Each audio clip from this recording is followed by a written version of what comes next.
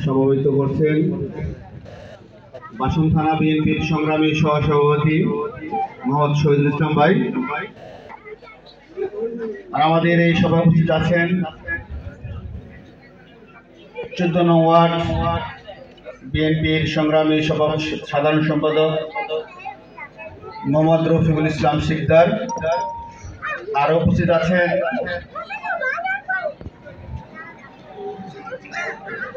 গাজীপুর মহানগর ছাত্রদলের সাবেক সহসভাপতি মোহাম্মদ মাসুদ রানা।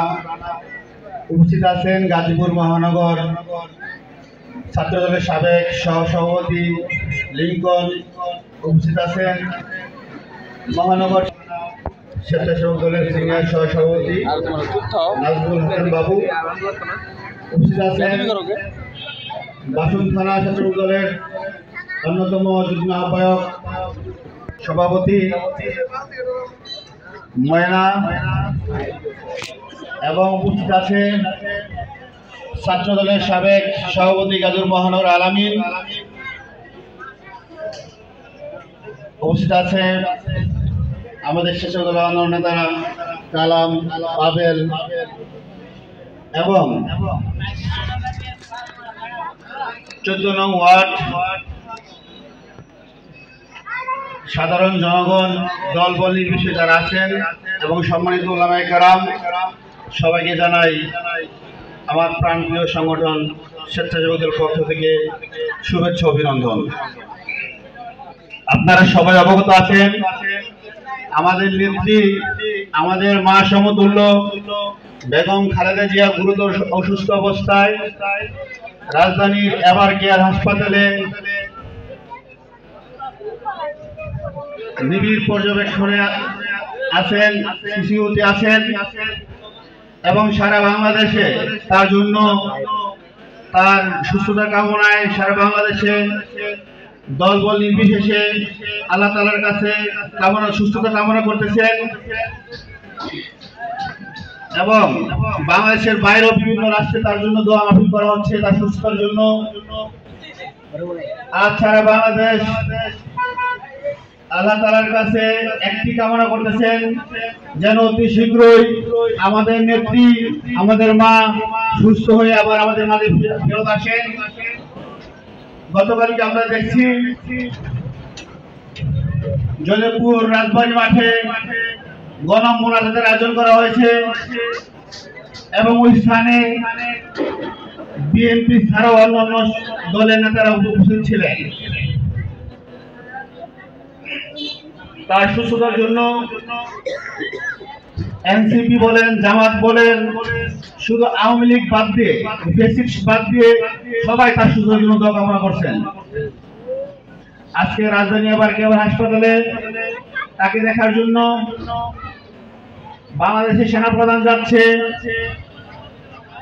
ডক্টর ইউনূস স্যার যাচ্ছে, এনসিপি নেতারা যাচ্ছে, জামাত যাচ্ছে, সবাই যাচ্ছেন। কারণ বাংলাদেশে তিনি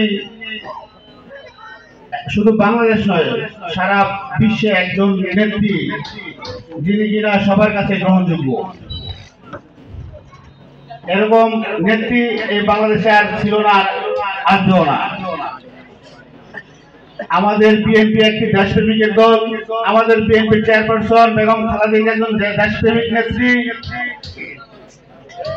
তার জীবদ্দশায় তিনি এখন পর্যন্ত তিনি দেশের জন্য কাজ করে গেছেন এবং কাজ করে যাচ্ছেন। গণতন্ত্রের জন্য তিনি সর্বদা লড়াই করে গেছেন। বাংলার মানুষ কিভাবে একটু ভালো থাকবে, বাংলার মানুষ কিভাবে একটু ভালো সুচিকিৎসা পাবে, বাংলার মানুষ কিভাবে ভালো খাবে, এর জন্য তিনি সর্বদাই পরিশ্রম করে গেছেন। আজ আমাদের নেত্রী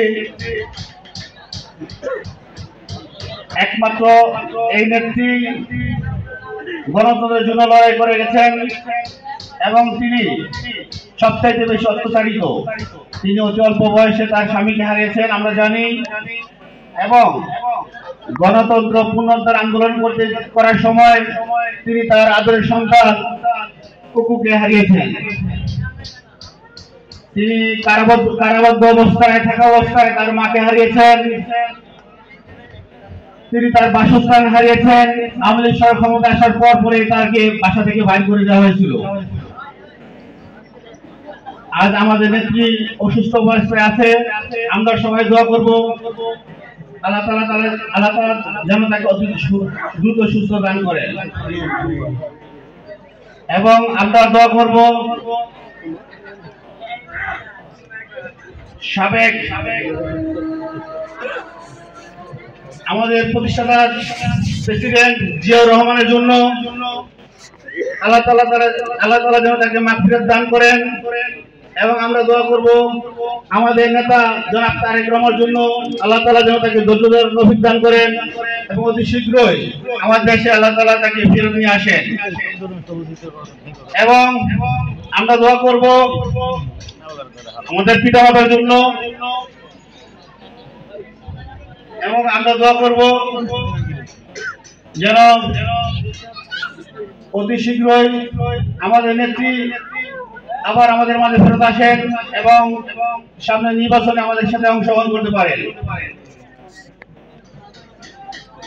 এবং আপনারা জানেন আসন্ন সংসদ নির্বাচন এবং আমাদের 2 আসনে অধ্যাপক এম এ মান্নান স্যারের সুযোগ্য সন্তান এম মঞ্জুরুল গনি তাকে জনাব তারেক রহমান মনোনয়ন দিয়েছেন।